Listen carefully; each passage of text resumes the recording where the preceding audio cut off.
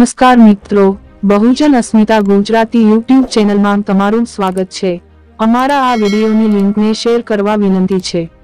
હાલમાં સોશિયલ મીડિયામાં એક મહારાજનો વિડીયો વાયરલ થઈ રહ્યો છે। મહારાજ રામભદ્રાચાર્ય તેઓ પોતાના નિવેદનને લઈને ભારે ચર્ચામાં છે। તેઓએ પહેલા પણ અલગ અલગ સમાજ અને જાતિઓ અને ધર્મોને લઈને તેમજ રાજકીય નેતાઓ વિશે વિવાદિત નિવેદન આપ્યા બાદ તેઓ વિવાદોમાં રહ્યા છે।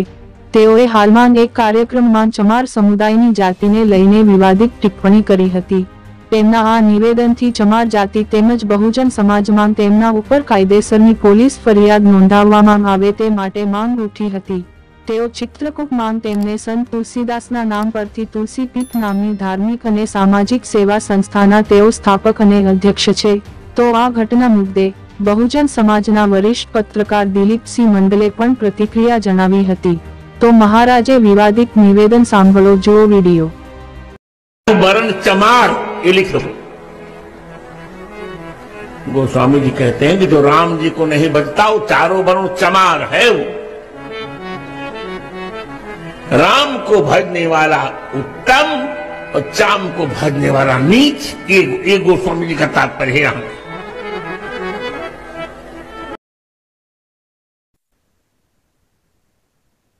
रामभद्राचार्य का विवादों से पुराना नाता है। वो लगातार ऐसे बयान देते हैं जो तमाम तरह के विवादों को जन्म देते हैं। उनके बयान आरक्षण को लेकर, विभिन्न जातियों को लेकर, विभिन्न जातियों के नेताओं को लेकर और राष्ट्रीय नेताओं को लेकर वो लगातार ऐसे बयान देते रहे हैं जो कि शोभनीय हैं और उनको लेकर विवाद होता रहा है।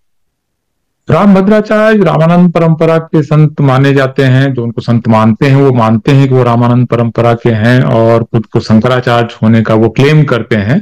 हालांकि शंकराचार्य की जो मूल परिकल्पना है वो आदि शंकराचार्य ने शुरू की थी और 4 ही शंकराचार्य की परिकल्पना मूल रूप से की गई थी और चारों पीठों पर 4 शंकराचार्य होंगे जो देश के 4 कोने में होंगे। यही एक उसकी जो मूल अवधारणा है वो ये थी। लेकिन इस देश में कई 100 लोग खुद को शंकराचार्य घोषित करते हैं और शंकराचार्य होने का क्लेम करते हैं और रामभद्राचार्य उनमें से एक हैं जिनका क्लेम है कि वो शंकराचार्य हैं। अब ये क्लेम सही है या नहीं है ये हिंदू धर्माचार्य तय करें। हिंदू धर्म की जो विद्वत सभा है वो तय करे कि वो शंकराचार्य हैं कि नहीं, लेकिन क्लेम उनका अपनी जगह पर है। अब ये है कि रामभद्राचार्य जो हैं वो कथावाचक हैं मूल रूप से, तमाम जगहों पर जाकर कथाएं पढ़ते हैं और आप जैसे जानते हैं कि इन कथाओं में सुनने वाले जो ज्यादातर लोग होते हैं वो आमतौर पर गरीब लोग होते हैं और उसमें SC ST OBC की बड़ी संख्या होती है। इसके बावजूद रामभद्राचार्य अपने प्रवचनों में लगातार SC ST OBC के खिलाफ टिप्पणियां करते रहते हैं। मूल रूप से उनके किसी भी उद्धार के विषय में, उनके विकास के विषय में, उनके आरक्षण से जुड़े हुए किसी विषय को लेकर या वो जिन नेताओं को अपना नेता मानते हैं उनको लेकर वो लगातार टिप्पणियां करते हैं। ये SC ST OBC की अपनी एक वैचारिक गुलामी कहिए या एक हेजेमनी बाय कंसेंट का जो आइडिया है एंटोनियो ग्राम्सी का कि वो कोई जोर जबरदस्ती आपके साथ नहीं करता है, लेकिन आप वैचारिक रूप से आप एक औ में रहते हैं, एक असर में रहते हैं और इसकी वजह से अपने उत्पीड़कों के साथ भी आपको लगता है कि वो हमारा उद्धारक है। तो ये एक समस्या है और इस वजह से वो जाते हैं। चलिए, जो जाते हैं वो तो जाते हैं, लेकिन रामभद्राचार्य क्योंकि खुद को संत मानते हैं और ऐसा मानते हैं कि उनकी संत की परंपरा है, कायदे से उनको ऐसे विवादास्पद और अभद्र बयानों से बचना चाहिए। लेकिन वो इसको लेकर कभी भी, क्योंकि देखिए एक तो उनकी उम्र काफी हो चुकी है, वो दृष्टिबाधित रहे हैं बचपन से ही, उनको देखते नहीं है, तो उनको आमतौर पर आसपास के लोग जो बता देते हैं उन्हीं को वो अंतिम सत्य मानकर उसी को प्रवचन के रूप में वो पढ़ के सुनाते हैं।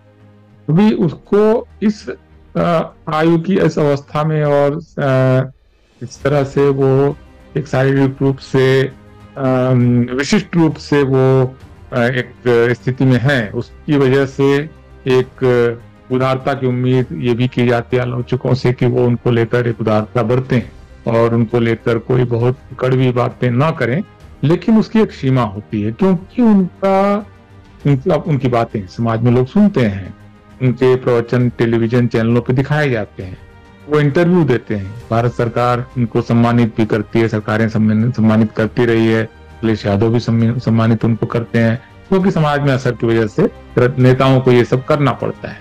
लेकिन कोई व्यक्ति अगर लगातार संवैधानेतर बातें करे, संविधान के विरोधी बातें करे, समाज में लगातार कटुता फैलाने वाली बातें करे, तो ये गंभीर चिंता का विषय है। और मेरा तो निवेदन है रामभद्राचार्य के आसपास के जो लोग हैं उनको समझाएं कि कृपया इस तरह की बयानबाजी न करें, अशोभनीय है, अच्छा नहीं है, समाज के लिए अच्छा नहीं है, देश के लिए अच्छा नहीं है। कम से कम संविधान विरोधी बातें तो ना करें। आरक्षण की उनकी क्रिटिक हो सकती है, क्योंकि वो जिस जाति से हैं उनको भी अब आरक्षण मिल रहा है ईडब्ल्यूएस में, तो इसका भी उनको आभास होना चाहिए कि उनकी जाति खुद लाभान्वित है आरक्षण से, वो बेनिफिशियरी है उनकी जाति, और उनके जो रिश्तेदार रहे होंगे वो आरक्षण का आज की तारीख में लाभ उठा रहे हैं। ऐसी हालत में इसके खिलाफ किसी भी तरह की कोई टिप्पणी उनको करना शोभा नहीं देता है, ये उचित नहीं है। और क्योंकि अभी उन्होंने फिलहाल अनुसूचित जाति के बारे में एक बहुत अभद्र टिप्पणी की है, तो कानून को भी देखना चाहिए कि क्या वो उन पर सिर्फ उम्र की वजह से उन पर उदार रहेंगे या सचमुच उनके खिलाफ मुकदमा दर्ज करके उनको गिरफ्तार किया जाए, इस तरह पर भी विचार किया जाना चाहिए। देखिए, समाज में जो वंचित तबका है उसकी कड़वाहट समझ में आती है, लेकिन जो सबसे प्रिविलेज्ड तबका रहा है, सबसे ज्यादा प्रिविलेज जिनको रहा है, उनके अंदर किस बात की कड़वाहट है? उनके अंदर तो एक उदारता की उम्मीद की जानी चाहिए कि हम प्रिविलेज्ड रहे, पीढ़ियों से पढ़ने लिखने और संपत्ति रखने का अधिकार रहा, हम एक स्थिति में पहुंचे हैं। यहाँ से उनको वो लोकतंत्र में जब हम यात्रा कर रहे हैं तो ये उम्मीद की जाती है कि वो एक उदारता की उम्मीद उनसे की जाती है। ये उदारता अगर नहीं है तो कम से कम मौन की उम्मीद की जाती है। लेकिन 80 या 85 साल का एक बुजुर्ग आदमी जिस तरह से लगातार समाज में जहर फैला रहा है, उससे उनको मेरे ख्याल से परहेज करना चाहिए, बहुत ही अनुचित है। और देखिए, एक समय के बाद ये जो भीड़ जुट रही है वो उसमें भी जागृति देर सवेर तो आएगी। वो क्यों सुनेगी अपनी जातियों के बारे में अभद्र टिप्पणियां? वहां पर भी देखिए रेजिस्टेंस आएगा, आज नहीं है। चेतना का भाव है, शिक्षा का भाव है, शिक्षा देर से आई है। और जो खासकर के गरीब लोग होते हैं वो उद्धार के लिए भगवान की तरफ देखते हैं, धर्म की तरफ, और उनको लगता है कि ये बिचौलिए हैं जो भगवान और उनके बीच का कोई वो पुल बना सकते हैं। इस वजह से लोगों की उनमें आस्था है।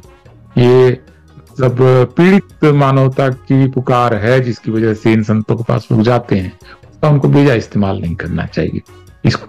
इससे उनको मेरे ख्याल से बचना चाहिए और कानून अपना काम करे ऐसे मामले में, मैं ये उम्मीद करता हूं। और आप सब लोग भी अलर्ट रहें, क्योंकि धर्म के नाम पर अगर वो आस्था है, विश्वास है, ईश्वर के साथ संबंध आपका जोड़ता है, आपका भरोसा है, बिल्कुल सही है, उसमें किसी को दिक्कत नहीं होनी चाहिए, किसी को कोई हस्तक्षेप भी नहीं करना चाहिए। लेकिन वो सामाजिक व्याधियों को जन्म दे, सामाजिक कटुता को जन्म दे, फिर तो ये समस्या मुल्क है, इससे बचना चाहिए। बहुत बहुत शुक्रिया, धन्यवाद।